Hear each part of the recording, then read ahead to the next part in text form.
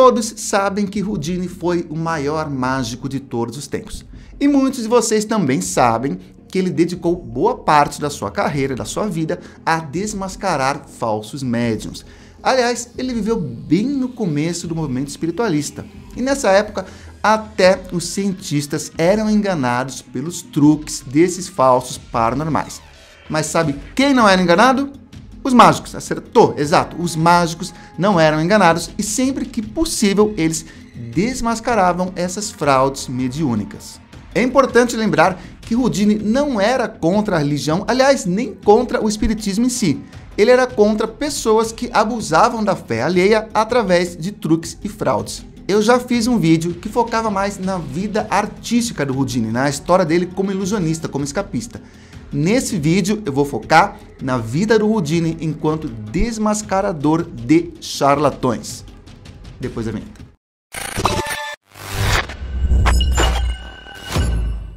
E aí pessoal, se tem alguém aqui no canal que é de Belo Horizonte, essa é a oportunidade para assistir meu show no teatro. Dia 9 de fevereiro, às 20 horas, vai rolar um show no Teatro Nossa Senhora das Dores. O link para adquirir o ingresso vai estar na descrição desse vídeo. Então, garante seu ingresso e vejo vocês lá.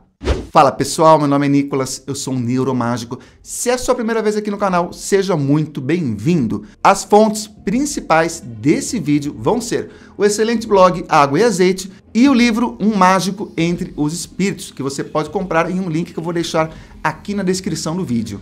A crença em uma vida após a morte surge principalmente em fins do período paleolítico, expressa pela prática de rituais de sepultamento dos mortos e em cultos aos ancestrais. No Antigo Egito, o culto dos mortos atesta a sobrevivência do espírito, constituindo-se o Livro dos Mortos em um guia com preceitos e orientações para a viagem após a morte. Podemos dizer que comunicar-se com os mortos é um desejo antigo do ser humano. Mas por volta de 1840, entra na história as irmãs Fox. Elas eram 3 irmãs dos Estados Unidos e tiveram um papel importante no surgimento do espiritismo moderno ocidental. As irmãs Fox fizeram sucesso por anos, se apresentando como médiuns. Elas diziam se comunicar com os mortos através de batidas. Então era, por exemplo, assim, uma batida para sim, 2 para não. Tem alguém aí? Você é homem? E podia, por exemplo, também dar uma batida quando falasse a letra. Olha, eu vou soletrar e você dá a batida na letra do seu nome. Seu nome começa com A, com B, com C, com D. Enfim, comunicação com mortos através de batidas. Em 1888, a Margaret Fox confessou que as batidas eram uma farsa, para a surpresa de 0 pessoas.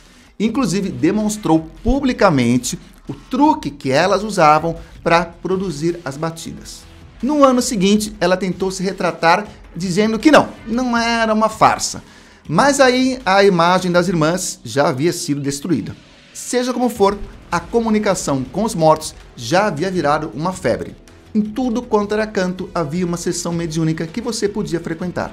Os médiuns se propunham a demonstrar todo tipo de fenômeno, desde levitações, mais tarde materializações, mesas que se moviam sozinhas e, claro, sempre tinha a comunicação com os mortos. Bom, feita essa introdução, cabe a pergunta, afinal de contas, como Houdini se tornou um desmascarador de charlatões? Arthur Moses, que escreveu um livro que em português se chamaria Houdini Fala, Eu Sou Houdini e Você é uma Fraude, diz que, com a morte da mãe do Houdini, em 1913, o Houdini ficou arrasado. E pela primeira vez na sua carreira, ele cancelou shows e contratos e focou no seu luto. Dizem que Houdini era visto frequentemente no cemitério e que passava horas ali no túmulo da sua mãe. Triste e desesperado, Houdini buscou consolo no espiritismo.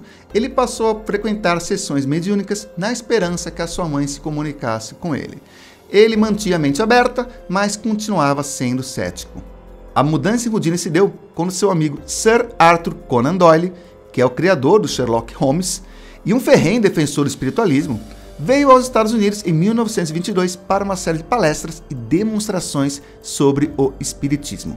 Houdini e Doyle já trocavam cartas há alguns anos e cada um sabia da convicção do outro, ou seja, o Arthur Conan Doyle sabia que o Houdini era um grande cético, e Houdini sabia que o Arthur Conan Doyle era um defensor do espiritualismo. Arthur e sua esposa receberam convite de Houdini para assistirem ao filme The Man from Beyond, um filme estrelado pelo próprio Houdini. E como cortesia, o casal convidou Houdini e a sua esposa para assistirem a sua palestra sobre espiritismo, que aconteceria em Atlantic City. Durante a palestra, a esposa do Arthur Conan Doyle psicografou uma carta da Cecília, mãe do Houdini, uma carta de 15 páginas. E o Houdini não poderia ter ficado mais desapontado. As supostas palavras da sua mãe não poderiam ser mais genéricas. Para começar, a carta foi psicografada em inglês, que é um idioma que a mãe do Houdini não só falava muito mal, como não sabia escrever. Para piorar, a carta foi marcada com uma cruz logo no começo da primeira página. E ela era judia. E por fim, a carta foi escrita em 17 de junho, que era a data do aniversário de Cecília. E o espírito parece não ter lembrado disso na hora de psicografar a carta. O Houdini ficou desapontado, mas não queria insultar o seu amigo. Ele simplesmente disse que não reconhecia a carta como legítima, mas que acreditava que Doyle e a sua esposa não tinham intenção de enganar ninguém e acreditava que eles apenas estavam sendo ingênuos em crer que aquela mensagem viesse de algum espírito. Houdini então passou a frequentar assiduamente outros centros, outras sessões espíritas em busca de uma mensagem que fosse legítima. Mas a cada sessão ele ficava mais desapontado. Ele então passou a frequentar as sessões disfarçado, com o intuito, claro, de desmascarar os médiuns. Na verdade, Houdini começou a se disfarçar para espionar os seus concorrentes escapistas, mas a habilidade em disfarçar-se acabou sendo útil para ele desmascarar os médiuns. O disfarce de Houdini era feito por um maquiador profissional e incluía um nariz falso. Esse era um dos disfarces favoritos de Houdini, um senhor de óculos e bengala que tinha até o nome, Sr. White. Como tinha uma agenda lotada, Houdini frequentemente enviava sua sócia, Rose Mockenberg, para a cidade na qual ele iria dali a alguns dias. Ou seja, ele ia fazer um show em alguma cidade, alguns dias antes a Rose ia e visitava as sessões espíritas. Rose se disfarçava como uma viúva desconsolada, uma mãe que perdera o filho ou mesmo uma esposa abandonada e frequentava as sessões. Após a avaliação da Rose, o Houdini ia para a sessão com o intuito de desmascarar o médium, e ele sempre ia disfarçado, já que ele já era um rosto conhecido. Era comum que Houdini fosse às sessões acompanhado de policiais. Uma famosa espiritualista americana chamada Mina Crandall se apresentou alegando ter faculdades psíquicas e poder de comunicar com seu irmão, Walter, que havia morrido em um acidente ferroviário em 1911. Walter atuava como seu guia espiritual, coisa que nós vemos até nos médiuns de hoje em dia. Ele que conduzia outros espíritos para se comunicar com ela.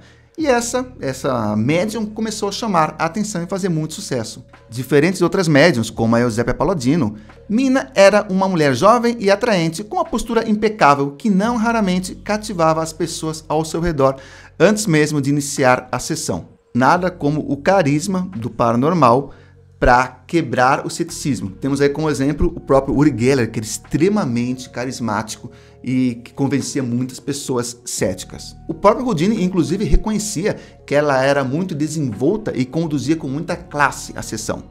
Uma das pessoas que defendia que a Mina era uma genuína médium era, claro, o próprio Arthur Conan Doyle, que considerava ela alguém com um dom incrível. Aliás, eu não sei se vocês começaram a acompanhar o canal agora, mas o Arthur Conan Doyle acreditava em absolutamente tudo. Ele, inclusive, uma vez acreditou que essa foto aqui de fadas eram reais. Por muito tempo ele defendeu que essa foto era real.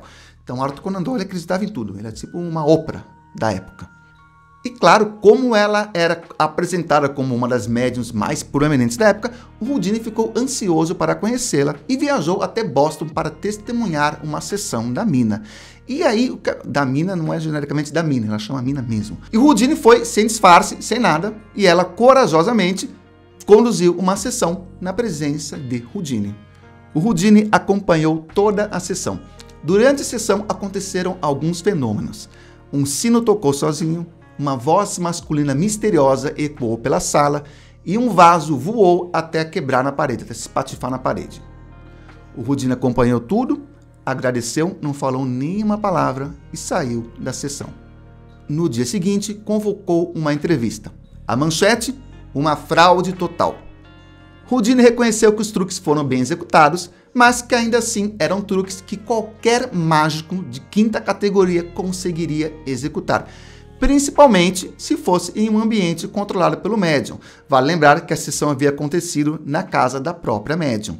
Houdini então convidou Mina para uma nova sessão, dessa vez em sua casa com seus próprios objetos. A contragosto, ela aceitou e o resultado, como vocês podem imaginar, foi um total fiasco. O espírito recusou-se a aparecer e a Mina disse que os fenômenos não estavam acontecendo devido à falta de fé do Houdini. Essa é clássica também, né? Clássica. Já Houdini tinha outra opinião.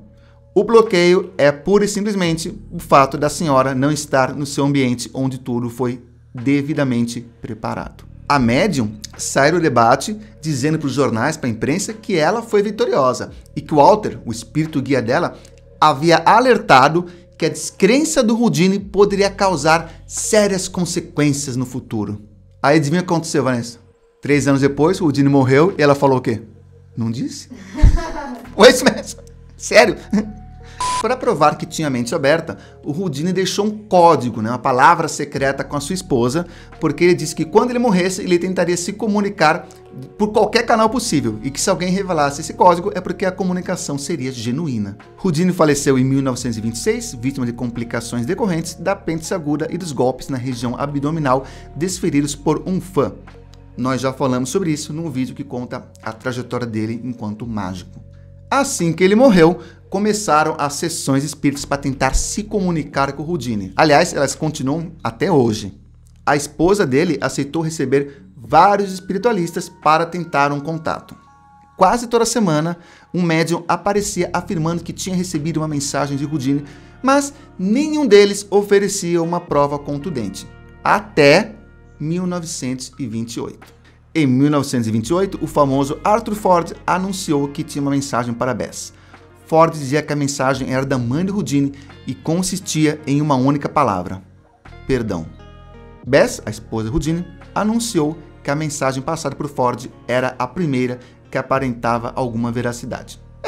Menos é mais. Fica a dica. Em novembro, outra mensagem foi trazida por esse mesmo médium, e dessa vez a mensagem era do próprio Houdini e supostamente trazia a palavra acredite, que segundo ela era a palavra. Ele também teria acertado a música que tocava quando eles se conheceram. Clássico também esse negócio da música quando se conheceram, né? A esposa do Houdini já estava praticamente convencida da veracidade da mensagem quando suspeitas foram levantadas. Amigos de Houdini afirmam que Ford, o médium, teria tido acesso a um diário que pertenceu a Harry e que a pista para a palavra estava lá. Ford foi acusado de fraude e jamais recebeu a recompensa que Bess, a esposa do Houdini, prometeu a qualquer um que estabelecesse contato com Houdini. O médium jurou até seus últimos dias que a mensagem era genuína. Bess continuou recebendo outros médiums, mas nenhum conseguiu estabelecer algum contato convincente. A última sessão oficial aconteceu em 1936, exatamente 10 anos após a morte do Houdini. Um grupo de amigos, colegas mágicos, ocultistas, cientistas e a própria Bess se reuniu no hotel Knickerbocker em Hollywood. Ed Sent, um místico famoso, conduziu a sessão que foi transmitida ao vivo por rádio e contou com toda a pompa e circunstância que a ocasião necessitava. Sent falou em alto e bom tom aos ouvintes. Houdini, você pode nos ouvir? Você está aqui? Houdini, por favor, manifeste. Estamos aguardando por muito tempo. Você ainda não conseguiu apresentar as evidências que prometeu. E agora? Esse é o momento, o mundo está ouvindo. Levite a mesa, mova os objetos, erga a mesa. Por favor, revele o código, Harry, nós pedimos. Sent e os demais aguardavam ansiosamente por alguma resposta, mas nada acontecia. Sent se virou para Bess e perguntou: Senhora Houdini, creio que não tivemos sucesso. Já se passaram 10 anos. A senhora chegou a alguma conclusão? A voz de Bess então ecoou através do rádio ao redor do mundo. Sim, Houdini não atendeu. Minha última esperança se foi. Eu não acredito que Harry Houdini irá se comunicar comigo ou com qualquer outra pessoa. Está acabado. Boa noite, Harry. Dizem que nesse exato momento uma enorme tempestade desabou sobre o hotel. Mais tarde afirmaram que a tempestade foi tão rápida e incomum que só poderia ser causada pelo espírito do mágico em seu truque derradeiro.